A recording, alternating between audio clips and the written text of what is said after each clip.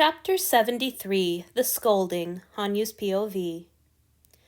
Hanyu had known he was going to be in trouble from the moment he left the bedchamber to lurk outside Marcus's rooms. He should have been quailing and abasing himself at his master's feet, he knew, but as soon as he saw the state Antony was in, he knew he'd done the right thing. The god was wrapped in so many bandages he looked like an armadillo with narrow white plates. His face was drawn, and there was blood streaked down his chin and chest. That came from the abandoned bowl, no doubt.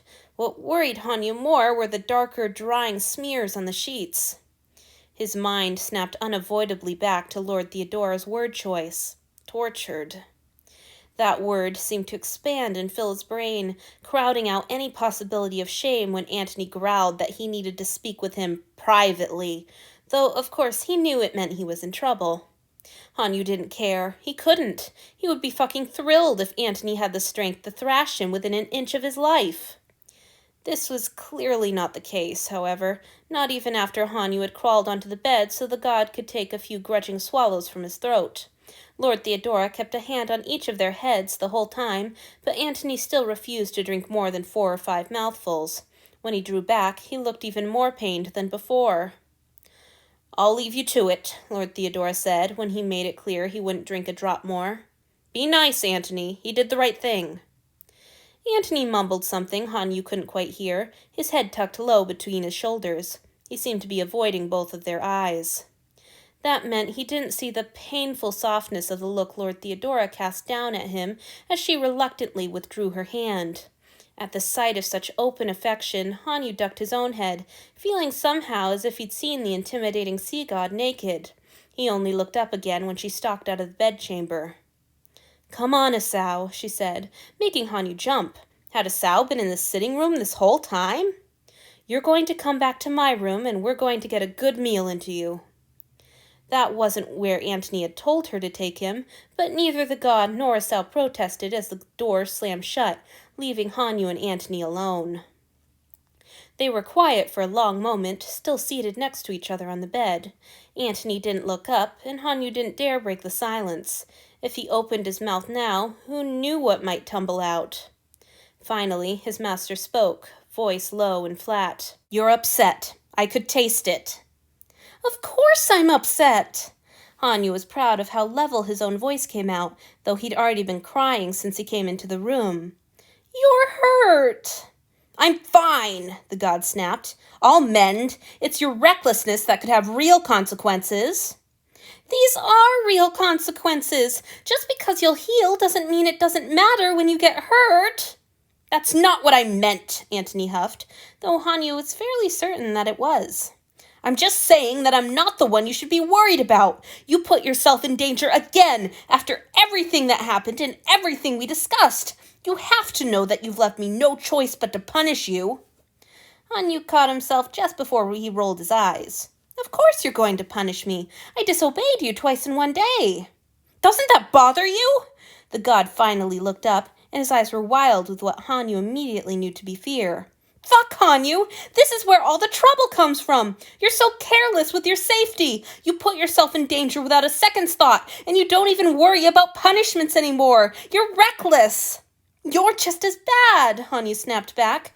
"You just threw yourself between me and Marcus like your safety doesn't mean anything."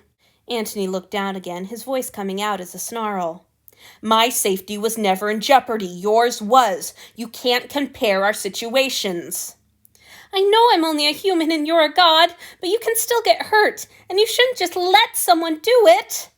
"I didn't just let him. It was a trade. You know that. You were there."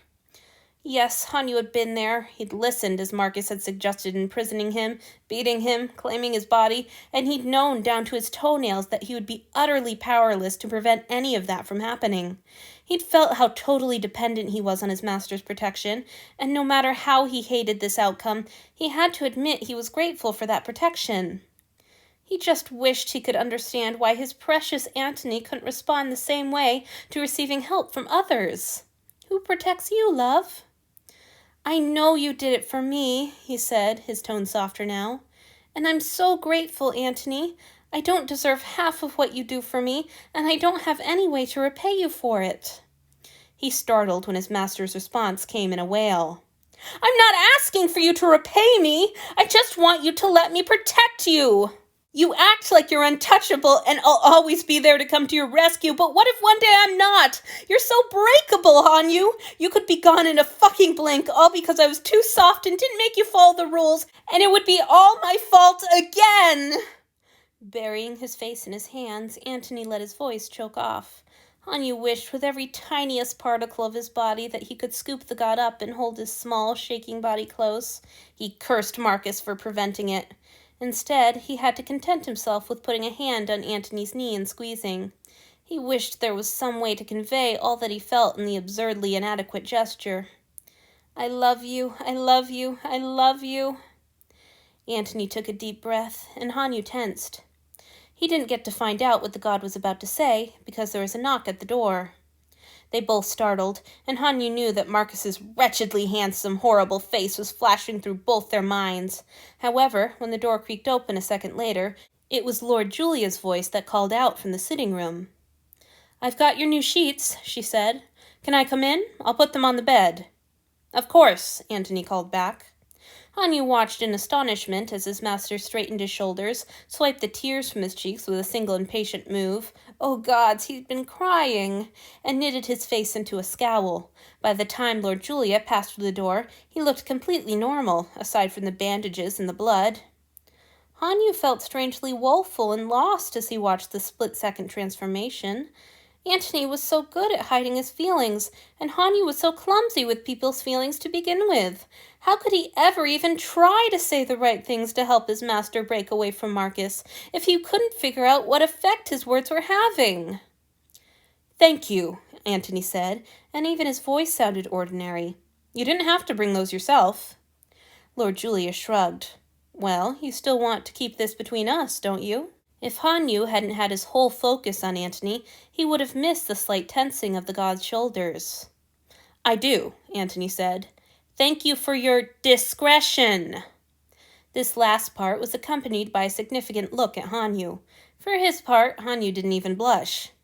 Disobeying his god was bad, yes, a blasphemy and a sin. But just this once, he wasn't sorry. Someone had needed to stop Marcus from hurting Antony, and Lord Theodora had done exactly that.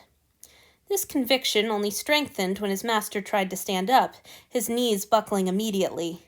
Lord Julia dropped her sheets, and even before Hanyu heard the soft-flapping thump of their impact on the carpet, the god was standing in front of Antony, grasping his hips to keep him upright.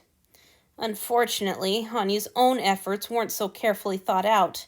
He'd automatically clapped a steadying hand on Antony's back, and the resulting scream made his hair stand on end. Sorry, Hanyu cried, snatching his hand back.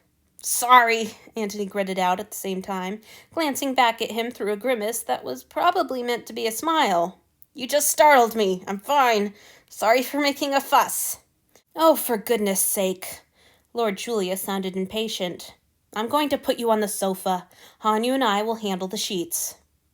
Hanyu sat where he was, frozen with horrified regret. He'd never made anyone scream before. Never really hurt someone. It was awful. He wanted to undo the last few seconds like he might unravel a scrap of poorly woven fabric. How did Marcus enjoy that?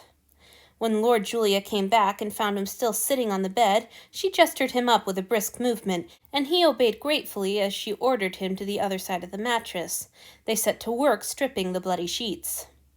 You'll have to be careful of his back for a few days yet, she said as she untucked a corner. I'll come by every day to change the bandages and treat the wounds, but even for us, it will probably take some time to heal. It's that bad? Hanyu whispered, appalled. I can still hear you, Antony hollered from the sitting room, even if you whisper. Rolling her eyes, Lord Julia still nodded to Hanyu. A few days. Antony had only needed a day or two to recover from his last beating, and he'd looked so terrible that time. What had Marcus done to him? I don't see a cot, Lord Julia said after a moment. He doesn't have you sleeping on the couch or the floor, does he? I sleep in the bed, Hanyu replied. She was right, he realized. His old cot was nowhere to be seen. Where had Antony put it? No matter where it had ended up, he felt his throat swell dangerously at the thought of his god shoving the cot into some wardrobe or out of the rooms entirely, grumbling to himself that they wouldn't be needing it any more. Lord Julia disrupted his sudden feelings of closeness and intimacy. It might be best if you don't share until he's healed a bit. It would be hard to avoid jostling his wounds in your sleep. It doesn't matter if he jostles them, Antony called out. They'll heal up just the same, no matter what we do.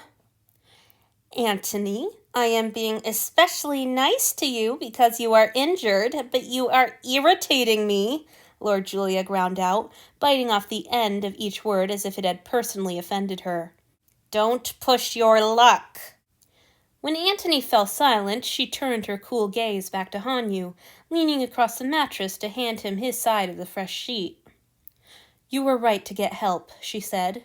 His pride might be hurt because he thinks no one but him can stand the sight of a little blood, despite the fact that we are vampires. That doesn't change the fact that you were right.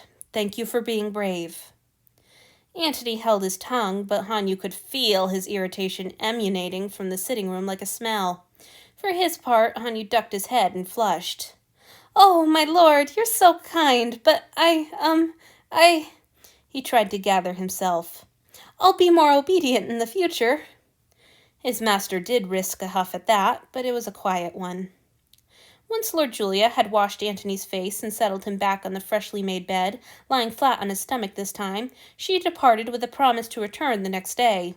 Hanyu sprawled carefully next to the god, their faces inches apart on the pillows.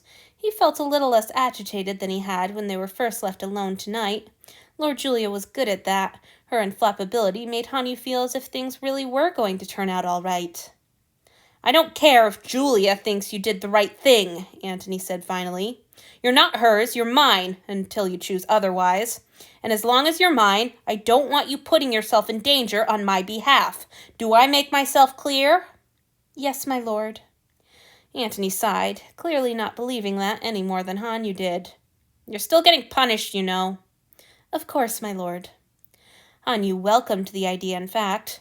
He might not regret what he'd done, but the idea of disobeying his god twice in one day and getting away with it made him feel ill and unsteady. If it wouldn't have been further disobedience, he would have begged to be punished in some way. I'd do it now if I could move my arms. Antony gave a sudden unsteady laugh. Really fucking intimidating, aren't I? A terrifying god. Definitely the sort of figure who inspires obedience. No wonder nobody listens to me. Fucking pathetic. Lord Antony the what? Hanyu couldn't hear his Antony say one more word about himself in that vicious tone. Before he even knew what he planned to do, he surged forward and stopped the god's lips with his hand. Don't say that, he pleaded. You're not! You're my favorite person I've ever met, and I love the way I am when I'm with you. And it's not that we don't listen to you, it's just that we care about you so much, and we don't want to watch you get hurt. Felix and Lord Theodora and everyone love you so much, we all... Hanyu? Yes? I think Julia was right. Put me back on the couch and go to bed. Hanyu was halfway to the couch with his own pillow and blanket. He wasn't going to take Antony's bed when he was injured, cursing himself roundly for ruining everything, before he realized the one thing that gave him a spark of hope as he tried to go to sleep and end this horrible day. Antony had neither frozen nor recoiled from his touch. For the briefest second, until Hanyu had started talking, Antony had relaxed and leaned into him.